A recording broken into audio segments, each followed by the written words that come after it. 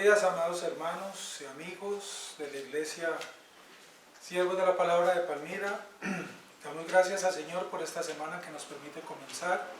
Hoy primer día de la semana y vamos a iniciar nuestro tiempo de devocionales en esta semana por la voluntad y soberanía de Dios. Vamos a continuar con nuestro estudio, qué significa nacer de nuevo. Damos gracias al Señor por el día de ayer y la palabra que nos dio para nosotros como su iglesia, como su pueblo, que sé que nos nutrió mucho, nos corrigió bastante, y ese es el propósito de la escritura, de la palabra, ser corregidos, corregirnos y crecer en esa santidad para comprender su voluntad y procurar obedecerla, para demostrarle nuestro amor. Vamos a orar y a comenzar entonces nuestro tiempo devocional, estos 30 minutos. Quiero invitarte para que me acompañes en la lectura de una porción de los Salmos, como siempre lo hacemos, Salmo 51 en esta oportunidad. Salmo número 51, y vamos a leer el versículo 1, 2, 3, 4, y vamos a orar al Señor. Tú puedes terminar de leer el Salmo ahora que terminemos estos 30 minutos y continuar meditando en esta palabra. Acompáñame entonces en la lectura, Salmo 51, versículo 1. Ten piedad de mí, oh Dios, conforme a tu misericordia, conforme a la multitud de tus piedades, borra mis rebeliones. Lávame más y más de mi maldad, y límpiame de mi pecado, porque yo reconozco mis rebeliones, y mi pecado está siempre delante de mí. Contra ti solo he pecado, y he hecho lo malo delante de tus ojos, para que seas reconocido justo en tu palabra y tenido por puro en tu juicio. Inclina tu rostro y oremos al Señor juntos. Te saludamos en esta mañana, Padre, y al comienzo de esta semana, de este nuevo mes que estamos iniciando. Gracias te damos, Señor, por la provisión que nos das, por tus bondades, por tu misericordia. Nos has dado un mes que terminamos la semana pasada. Fue tu voluntad permitirnos, Señor, tener ese mes, tener vida y salud. Y es tu voluntad que comencemos uno nuevo. Gracias, Señor, por todas las enseñanzas, por todas las dificultades, por las pruebas difíciles que tuvimos en el pasado mes de julio, por la corrección que nos diste. Gracias, Señor, también por las alegrías, por el sustento. Nunca faltó el alimento en nuestra mesa, nunca faltó el aire para respirar, nunca faltó la luz, Señor, y nunca nos faltó tu palabra. Gracias por toda esa provisión. Tuvimos la provisión económica para cubrir las necesidades, aún en medio de la crisis y la dificultad. Tuvimos momentos de angustia, pero vimos tu salvación, Señor, y no nos has desamparado. Aquí estamos, rindiendo nuestras vidas a ti, reconociendo tu señorío, tu soberanía, confiando en tus bondades y confiando plenamente en ti, pues dependemos de ti, Señor, a causa de nuestra fragilidad, nuestra debilidad, a causa de nuestra naturaleza aún imperfecta, Señor. Gracias por hacer esa obra en nosotros, por llamarnos para tu gloria, por adoptarnos como hijos tuyos y por hacer de nosotros esas nuevas criaturas. Vamos en ese crecimiento juntos, mutuo, como iglesia, Señor, dispuestos a ser formados por tu palabra, a amarnos, a guardar tus estatutos. Gracias, mi Señor, por esa enseñanza que nos estás dando y nos vas a dar esta semana, ese refrigerio para nuestras almas, tu palabra, esa coinonía, desde la distancia, aún por estos medios, Señor. Tú conoces por qué no nos podemos reunir físicamente, pero aquí estamos, Señor, confiando en tus bondades, en tu soberanía, confiando, Señor, en tus riquezas en gloria para nuestras vidas.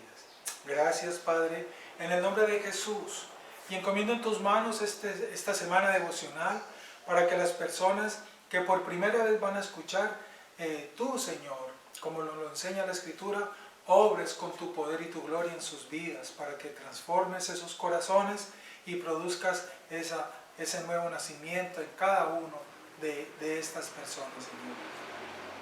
Y para que aquellos que estamos seguros conforme a la dirección de tu Espíritu, que nos has llamado y has tenido misericordia con nosotros, podamos permanecer firmes, nos guardes en tu verdad y nos des esa perseverancia para continuar en tu camino.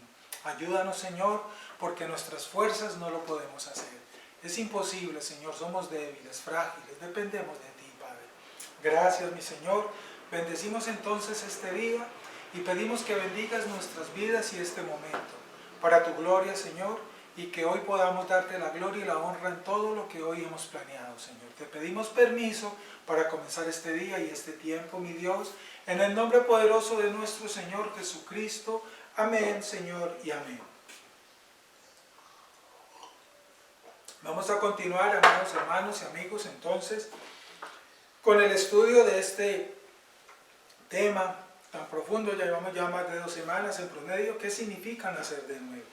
Más de 2 semanas estamos estudiando el tema de la regeneración, del nuevo nacimiento, y vamos a continuar con ello. Vamos en el capítulo 4 de nuestro texto guía de estudio de devocionales, primero la escritura, y este texto que nos dejó el hermano R.C. Sproul, hoy en la presencia del Señor. La regeneración es una obra soberana de Dios, veníamos tratando la semana pasada. Recordemos un poquito hoy a comienzo de semana que habíamos alcanzado a decir en los últimos 2 días. La regeneración precede a la fe. Esa pregunta a veces la hacemos cuando estamos charlando entre nosotros. ¿Qué es primero? ¿La fe o el nuevo nacimiento? Y escuchamos diversas opiniones, pero la palabra, la escritura nos enseña ese orden de Dios. Y hemos aprendido, de acuerdo al orden bíblico, que primero viene la regeneración, el nuevo nacimiento. ¿Por qué? Porque lo hemos aprendido. El hombre se encuentra en estado de muerte, inerte, inhabilitado, sin ninguna opción de poder levantarse por sí mismo, sin ninguna opción de tomar decisiones sabias para él mismo, por sí mismo, por causa de su estado de muerte, como dice uno de los puntos del Tulip, por ese estado de depravación total en que nos encontramos todos los seres humanos al momento de nacer, desde el momento en que somos concebidos, como dice el Salmo, en pecado me concibió mi madre. Desde ese momento ya el ser humano es un ser totalmente vivo biológicamente, pero muerto, en estado de depravación total. Entonces ese estado le impide al ser humano tomar decisiones sabias para su vida, buscar a Dios, reconocer el pecado, reconocer esa falta de obediencia a ese ser creador, todas esas cosas. Por esa razón, entonces es que el Señor nos enseña la Biblia, en su santa, soberana y perfecta voluntad, decidió por amor, ¿cierto?, a sí mismo, por amor a sí mismo y por amor al mundo, como lo dice Juan, entonces resucita a esa persona. Primero le da vida porque está muerto, lo levanta de la tumba, de esa tumba de muerte en el cual vive, permanecen todos los hombres. Y estábamos nosotros, y Él nos sacó de allí.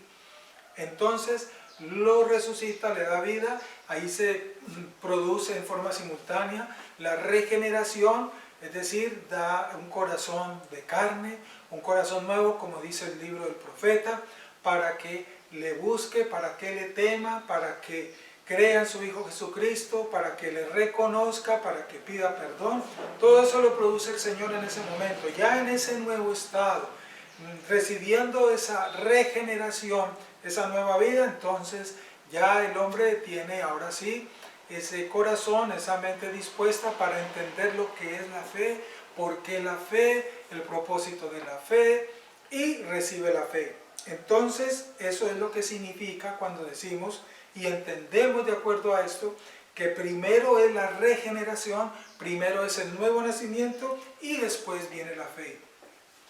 Por eso no tiene sentido alguno, sentido lógico, que tú le digas a una persona con la cual estás empezando a hablar del Evangelio y que tú sabes en este sentido de que esa persona está en ese estado de muerte que hemos descrito, entonces no le digas desde el comienzo tenga fe, crea en el Señor. No, en ese estado de muerte esa persona no puede tener fe, es imposible, lo estamos explicando, hermanos y amigos. ¿Qué es lo que entonces debemos decirle a esa persona? primero que le pida a Dios misericordia y gracia y que como lo dijo Jesús a Nicodemo en Juan capítulo 3, nuestro texto guía de este tema, el nuevo nacimiento, le pida al Señor, de acuerdo a las palabras de Jesús, Señor, por favor, produce en mí un nuevo nacimiento. Señor, regenera mi corazón, regenera mi vida, tráeme, sácame de la tumba, resucítame porque estoy muerto, que entienda ese estado de muerte en que está y que lo primero que necesita es ser resucitado por el Señor. Es lo primero que debemos hacerle entender a esas personas para que clamen misericordia a Dios y le pidan a Dios ser resucitados por su poder, por el poder de su Espíritu. Para ahí sí, ya después, entonces recibir la fe, ese regalo que viene como resultado de esa regeneración, de ese nuevo nacimiento, para poder entonces caminar, creer en Cristo, buscar a Cristo y todo lo que entendemos que esto trae como consecuencia. Entonces, esa es la razón, amigos y hermanos. Primero la regeneración, y a eso debemos llevar a las personas con las cuales hablamos y compartimos el Evangelio y sabemos, repito, que están en estado de muerte. Después, ahí sí, si tú ya llevas varias semanas hablando con una persona y tú ves que parece que el Señor ha hecho algo, le ha inquietado, está buscando, hay señales de cambio en esa persona, entonces sí es una señal de que Dios ha hecho algo en esa persona y ahí sí le empezamos a hablar de la fe, la importancia de la fe, en qué consiste la fe, qué produce la fe, etcétera, etcétera. Pero ese es el orden.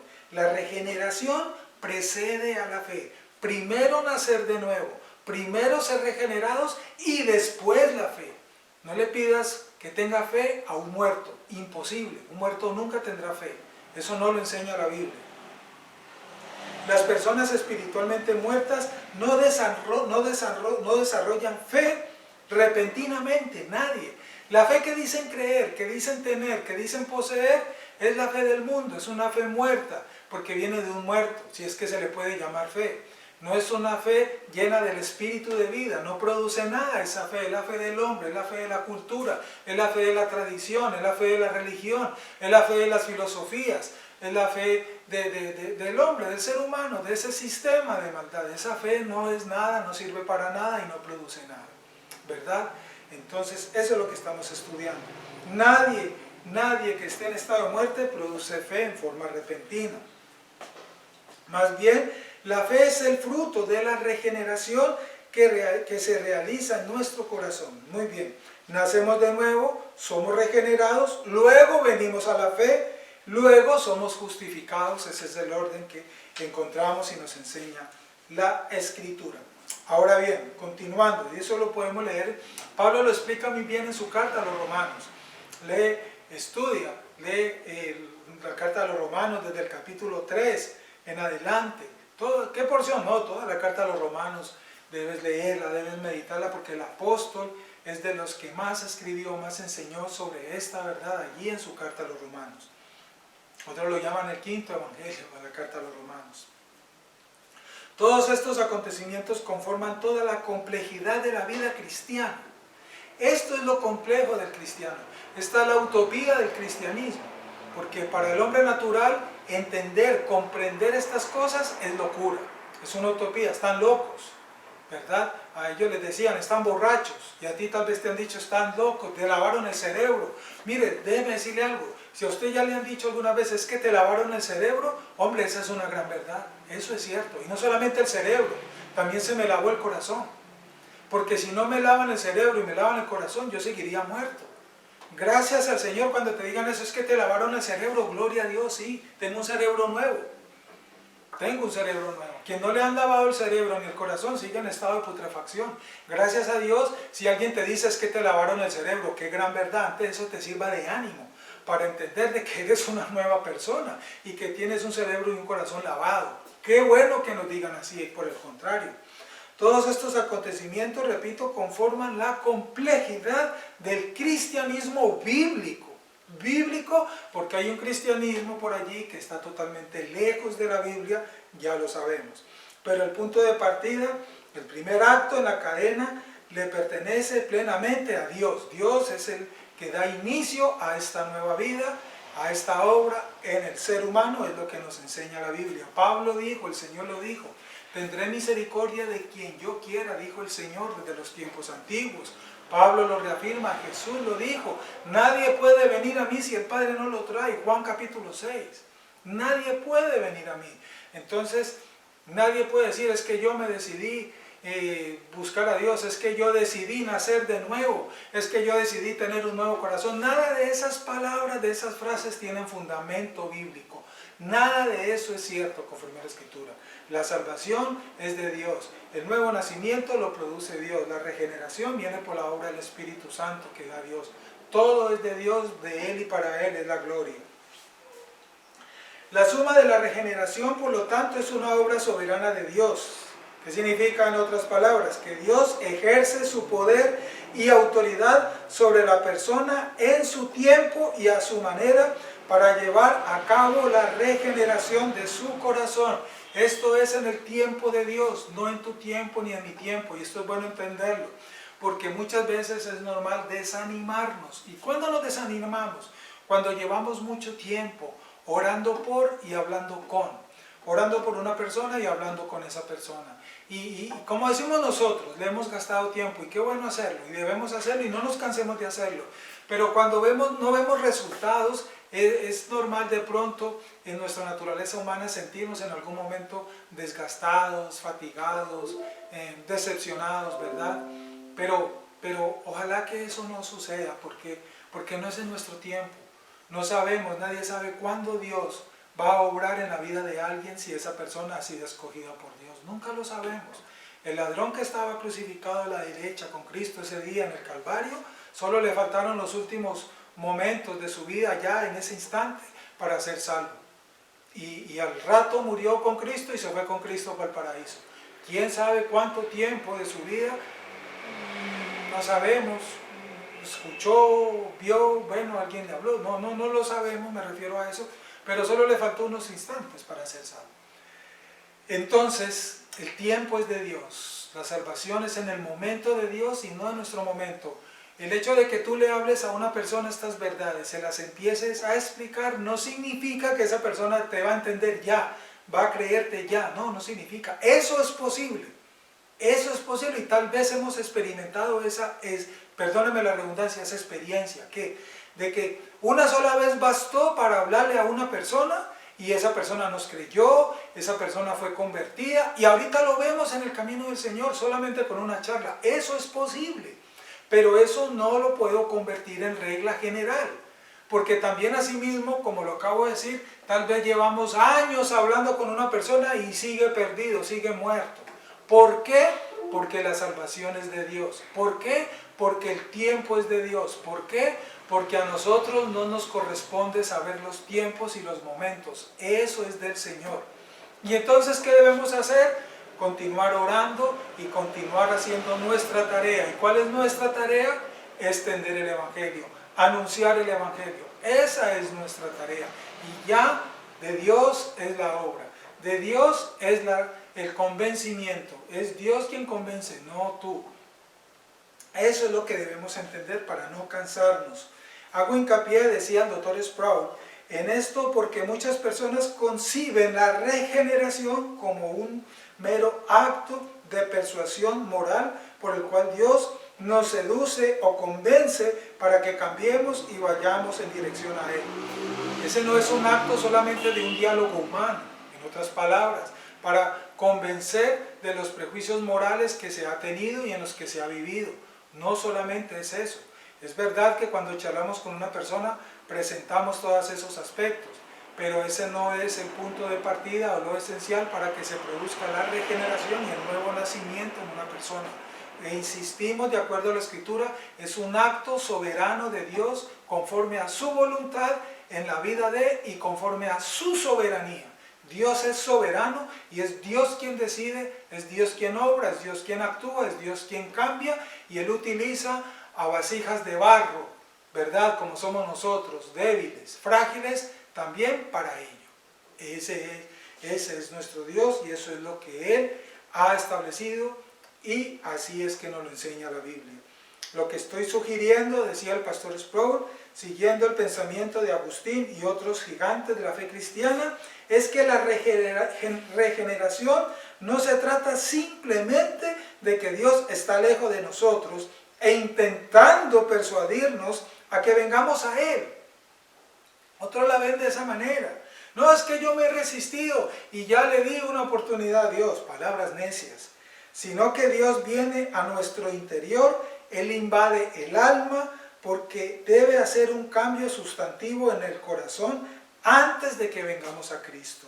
¿Verdad? Antes de venir a Cristo, primero debe ser transformado el corazón, debe ser cambiada la mente, debe ser renovados los pensamientos, el entendimiento, para así poder recibir esa fe verdadera, esa fe que nos anuncia la Biblia, ese arrepentimiento que es el regalo de Dios, para pedir perdón y para creer en Cristo y reconocer su obra y su vida perfecta por la mía.